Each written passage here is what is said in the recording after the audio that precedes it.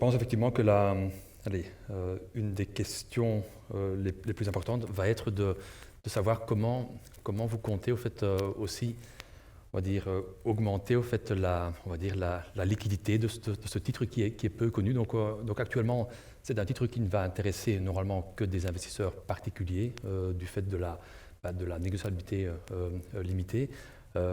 Est-ce qu'il y a quelque chose que vous pourriez entreprendre pour justement augmenter le volume d'échanges, on va dire, journaliers sur le titre?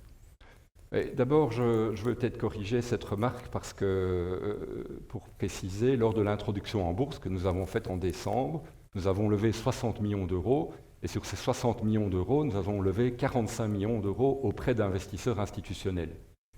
Ça a été quelque part une surprise relativement agréable pour nous puisque les investisseurs institutionnels, vu la capitalisation boursière qui est la nôtre de 150 millions d'euros, c'est généralement un titre auquel ils ne souhaitent pas s'intéresser. Par contre, en Belgique, on a constaté que placer des actions auprès de particuliers dans le cadre d'une introduction en bourse, qu'on a faite, je ne vais pas faire de publicité, mais ici avec la banque Belfius, c'est un challenge vu toutes les règles MiFID auxquelles les banques sont contraintes. Et ça a été d'ailleurs un peu une des déceptions de l'opération, c'est que les autres banques qui n'étaient pas associées à l'opération l'ont complètement boudé. Et si vous n'étiez pas client dans l'institution qui nous accompagnait, c'était très difficile d'acheter des titres. La deuxième chose, je pense que les investisseurs attendent de voir si nous allons, entre guillemets, tenir nos promesses. Parce que c'est très facile de dire sur papier, voilà, on va faire un dividende de 2% la première année, de 3% l'année suivante, mais peut-être que beaucoup d'investisseurs ont été un petit peu, brûlés par des expériences précédentes et préfèrent de voir pourquoi. Donc j'ai le sentiment que après 6 mois, on a confirmé qu'on était tout à fait dans les clous. Au mois de mai de l'année prochaine, nous distribuerons le premier dividende, le premier que même nos investisseurs de la première heure n'ont encore jamais reçu à ce stade-ci, et que voilà, la notoriété est quelque chose sur lequel on doit travailler, d'où la raison notamment de ma présence ici ce soir. Ok. Donc vous aviez donc un objectif d'atteindre un portefeuille de 230 millions en 2023, je crois. Et donc, on aurait alors un taux d'endettement de combien alors en 2023, avec les 230 millions... Parce que j'imagine qu'on peut encore aller bien au-delà. Bien au-delà. Donc, notre taux d'endettement ne sera encore que de 30 à 35%. Alors, pourquoi un taux d'endettement si bas? Parce que c'est une question qui revient souvent. En fait, quand nous avons décidé de rentrer en bourse, une opération d'entrée en bourse, ce n'est pas quelque chose de gratuit. Je pense que tous ceux qui sont dans la salle doivent s'en douter. Et donc, il y a une série de frais fixes qu'il fallait prendre en considération et le conseil d'administration a choisi de porter le montant de cette introduction en bourse à 60 millions d'euros. Ce qui fait que juste après l'introduction en bourse, quand on regarde le ratio d'endettement qu'on avait publié à fin décembre, on était avec un ratio d'endettement de 7%, où quasiment tout l'argent qu'on avait levé servait à rembourser les lignes de crédit qu'on avait en cours, avant qu'on ne se remette à tirer sur ces lignes de crédit pour financer la croissance qui est en place. Donc on peut aller beaucoup au-delà de ces 230 millions d'euros, on peut même aller jusqu'à 350 millions d'euros en restant encore avec des ratios d'endettement de l'ordre de 40 à 45%, ce qui est ce que nous visons d'une manière générale.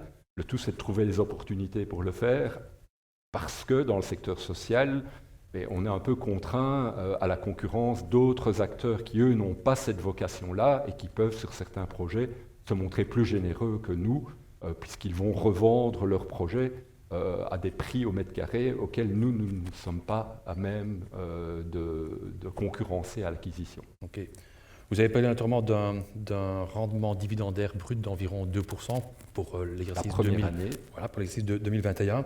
Alors, on va dire que quand un dividende est taxé à 30%, c'est toujours embêtant, surtout que d'autres CIR, on va dire résidentiels, comme Aedifica ou Care Property, pour ne pas les citer, ont naturellement l'avantage d'avoir un dividende qui est imposé à 15%. Est-ce que ce n'est pas quelque chose que vous avez déjà donc voulu discuter avec le fisc ou Oui, en fait, je pense que s'il y a des gens du ministère des Finances à l'écoute, nous n'allons pas tarder à nous présenter chez eux, parce que la volonté, clairement, du législateur quand il a accordé ce taux préférentiel aux sociétés qui investissaient dans l'immobilier de santé était d'aider le secteur. Il n'y avait personne avant Inclusio qui agissait dans le social.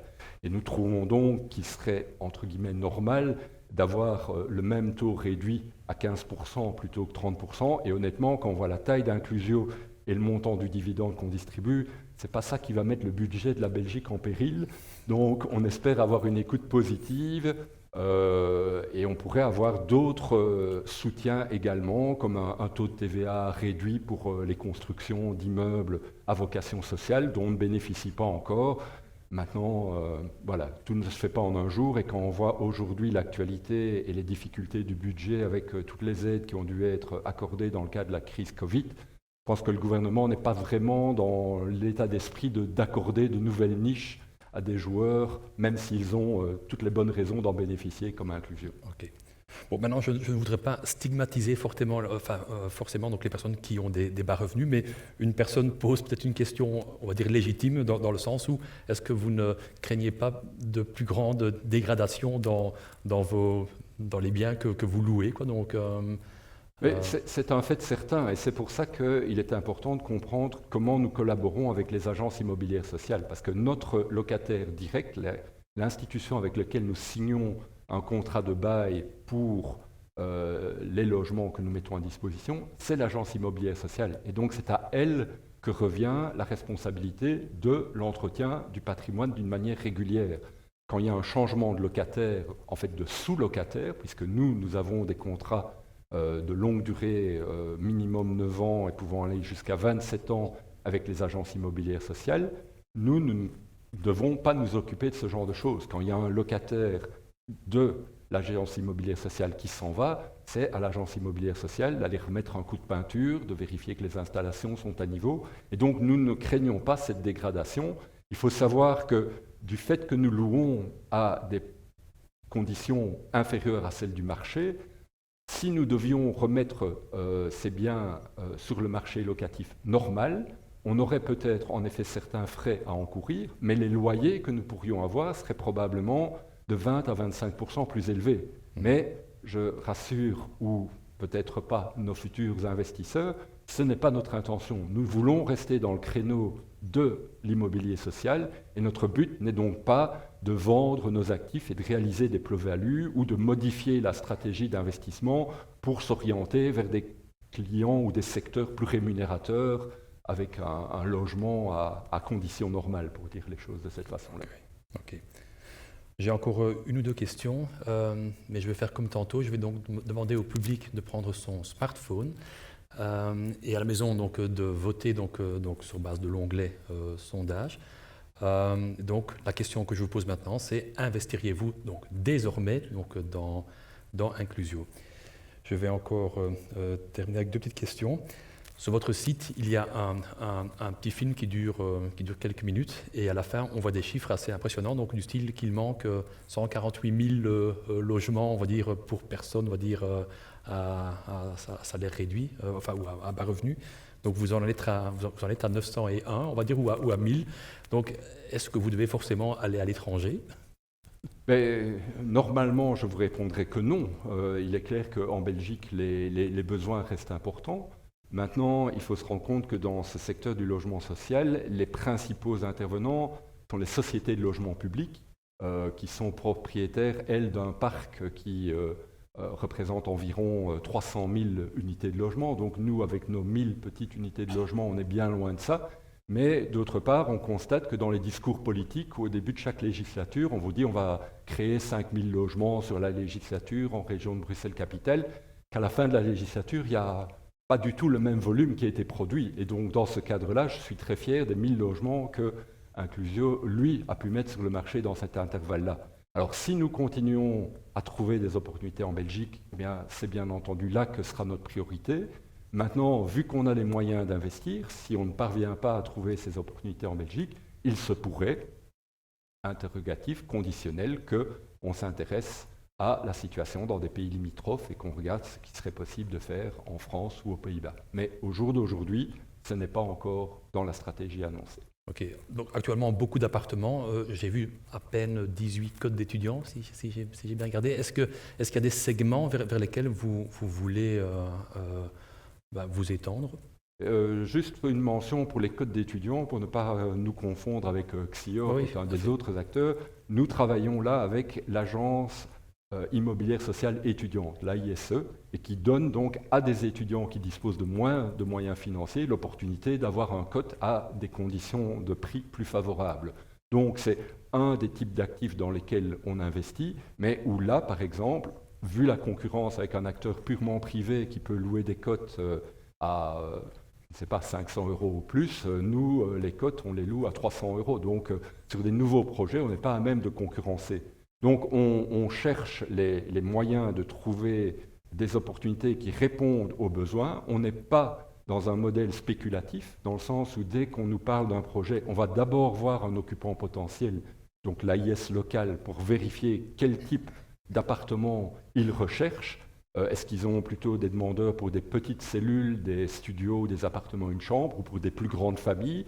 Et on adapte alors le programme en fonction des besoins et de l'attente de l'occupant final. Donc nous n'avons pas de caractère spéculatif, nous ne sommes pas un promoteur et nous gardons sur le long terme des actifs qui, logiquement, devraient voir leur valeur à tout le moins se maintenir, voire croître en fonction de l'évolution du marché, puisqu'on a vu que les prix du marché immobilier n'arrêtaient pas de monter dans la présentation initiale. Ok.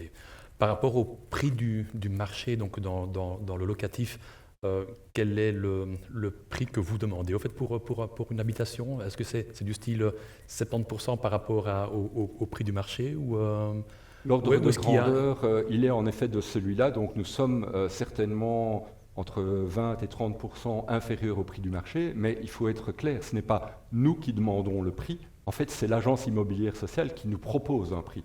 En région de Bruxelles-Oise, tout ça est encadré, et donc pour prendre un exemple précis, un appartement 2 chambres à Bruxelles, nous le louons à l'agence immobilière sociale à 600 € par mois. Alors je ne sais pas combien d'entre vous sont propriétaires ici dans l'actif immobilier, mais à mon avis, vous conviendrez que ce n'est pas le prix du marché pour un appartement 2 chambres à Bruxelles. Et le problème que nous rencontrons, notamment en Flandre et en Wallonie, c'est que les agences immobilières sociales proposent encore des prix bien plus bas que ça. Et vu la hausse des coûts de construction, c'est très difficile d'arriver à un équilibre et de parvenir à générer un rendement immobilier brut de 4%, qui est ce que nous essayons d'obtenir pour pouvoir servir le dividende, en fin de compte, à nos actionnaires.